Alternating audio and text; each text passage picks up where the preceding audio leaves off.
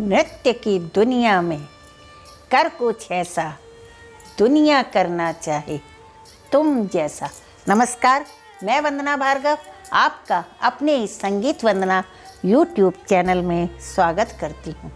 मेरे इस वीडियो का विषय है मध्यकालीन नृत्य कला का आलोचनात्मक अध्ययन। वीडियो शुरू करने से पहले आपसे अनुरोध है कि यदि आपने मेरे इस चैनल को अभी तक सब्सक्राइब नहीं किया है तो जल्दी से जल्दी सब्सक्राइब करें ताकि आगे आने वाली वीडियो का नोटिफिकेशन जल्दी से जल्दी आप तक पहुंच सके। आइए अब हम अपने वीडियो की तरफ चलते हैं। मध्यकालीन नृत्य कला का आलोचनात्मक अध्ययन। मध्यकाल का प्रारंभ 10वीं शताब्दी के बाद से स्वीकार किया जाता है।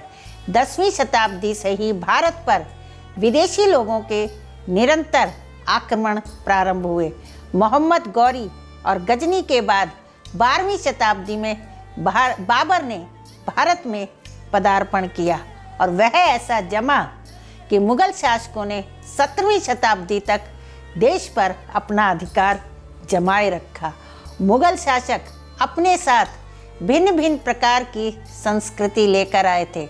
उनके रीति रिवाज, रहन सहन, खान पान, नाच रंग सब कुछ यहाँ से भिन्न थे। जब उनके साम्राज्य की नींव यहाँ पूरी तरह से जम गई तब उन्होंने अपने धर्म और संस्कृति का प्रचार यहाँ करना प्रारंभ कर दिया था। भारत की प्राचीन संस्कृति में नृत्य का एक विशेष रूप से धर्म और आध्यात्म से गहरा संबंध था। मंदिरों में गायन और नर्तन मोक्ष प्रदान करने वाले साधन माने जाते थे।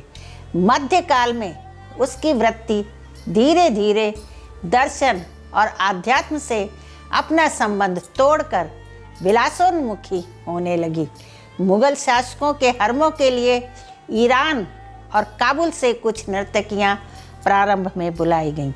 बाद में उसी पद्धति का अनुसरण करने वाली यहाँ की लड़कियों को उसी प्रकार के विलासमय नृत्य की शिक्षा दी गई जिसमें केवल मनोरंजन एवं कामुकता प्रधान थे।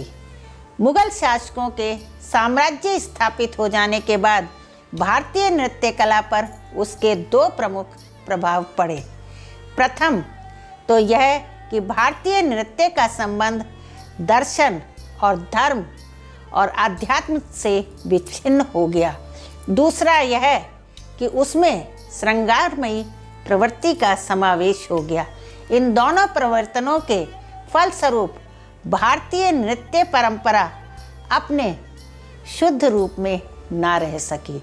उसका स्वरूप ही नहीं बल्कि उसकी आंतरिक चेतना भी विकृत हो गई। मुगलों के धर्म में सिद्धांत रूप में तो नाच गाना वर्जित था। इतने पर भी समर्थ शासक अपनी शक्ति और सत्ता के प्रभुत्व के कारण अपने धार्मिक नियमों का उल्लंघन करके इस कला को अपने दरबार में प्रश्रय देते रहे। 1550 से 1605 तक अकबर का शासनकाल रहा। उसके संबंध में यह जगत प्रसिद्ध है कि वो कला के पारखी थे तथा कलाकारों को आदर देते थे। संगीत में उनके समय से अरबी संगीत शैली की प्रधानता बढ़ती गई। भारतीय संगीत के अंश दबते गए। अकबर भी इसके अपवाद नहीं थे। हिंदू संगीतज्ञ को भी अपने आश्रयदाताओं को प्रसन्न करने के लिए उनके रीति नीति से मिलकर चलना अनिवार्य हो गया। कालांतर में संगीत की दोनों पद्धतियां आपस में कुछ ऐसे मिल गईं। पद्धति का कितना भाग शुद्ध रहा, इसी के साथ संगीत का लक्ष्य भी बदल गया। समस्त कारणों से भारतीय नृत्य परंपरा के स्वरूप में जहां श्रृंगारिक प्रवृत्ति का उद्गार वेग विकसित हुआ, वहीं व्यक्ति कला लोकवादी न रहकर व्यक्तिवादी होती चली गई। कलाकार यह जानता था कि मुझे अपनी कला से किसी भी प्रकार अपने शासक को प्रसन्न करना है। अतः वह कला में परंपरागत शिल्प की अपेक्षा अधिक से अधिक चमत्कारपूर्ण प्रयोगों को करने लगा, जिनसे प्रभावित होकर उसका शासक उसकी कला पर रीझे और उसे इनाम आदि मिल सके। उसमें श्रृंगार और विलासिता का प्राधान्य होने लगा। जब शासक कला प्रेमी रहा तब उसको प्रश्रय मिला, जब कोई शासक शुष्क हृदय रहा तब कला के विकास को भी अवरुद्ध होना पड़ा। कलाकारों के वर्ग ने समय और परिस्थितियों के अनुसार अपनी शैलियों में अंतर उपस्थित किया और उसमें श्रृंगार की झलकियाँ, वासना का वेग, काम को उद्दीप्त करने वाले विभिन्न तत्व और चमत्कार प्रदर्शित करने वाले विभिन्न प्रकार के प्रयोग जोड़ दिए। कालांतर में यह सारे तत्व हमारी नृत्य परंपरा में ऐसे घुल मिलकर उसका एक अंग बन गए। परवर्ती लोगों के समक्ष परंपरा देखने को थी ही नहीं, बल्कि उन्होंने उसी को जैसी थी वैसा ही स्वीकार कर लिया। भारतीय संगीत शास्त्र केवल किसी संदूक में बंधकर पड़े रहने वाले बस्ते भर कर रह गया। उनका प्रायोगिक रूप समाप्त हो गया।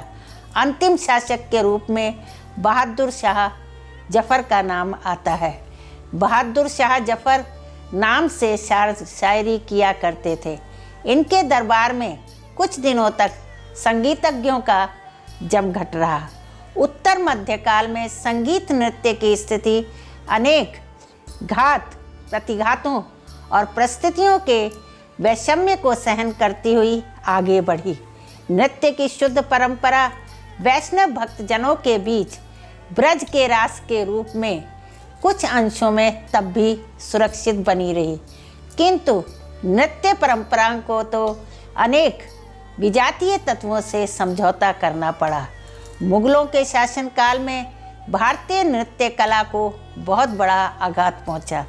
इतिहास इस बात का साक्षी है कि अधिकांश मुगल शासक नृत्य को धर्म विरुद्ध क्रिया मानते थे और उन्होंने नृत्य को कभी भी राज्य की ओर से कोई प्रोत्साहन प्रदान नहीं किया। अब मैं अपने शब्दों को यहीं समाप्त करती हूँ। दोस्तों, यदि आपको नृत्य के बारे में इससे अधिक जानकारी चाहिए तो मैंने अपनी पुस्तकों का लिंक डिस्क्रिप्शन में दिया हुआ है। आपको पुस्तक लेनी हो तो दिए गए नंबर पर मुझसे संपर्क कर सकते हैं। कमेंट का मुझे इंतज़ार रहेगा। अंत में यदि आपको मेरा ये वीडियो पसंद आया हो तो लाइक और शेयर ज़रूर करें, और जिन्होंने मेरे चैनल को अभी तक सब्सक्राइब नहीं किया है वह सब्सक्राइब करना ना भूलें और बेल आइकन को प्रेस करें। धन्यवाद।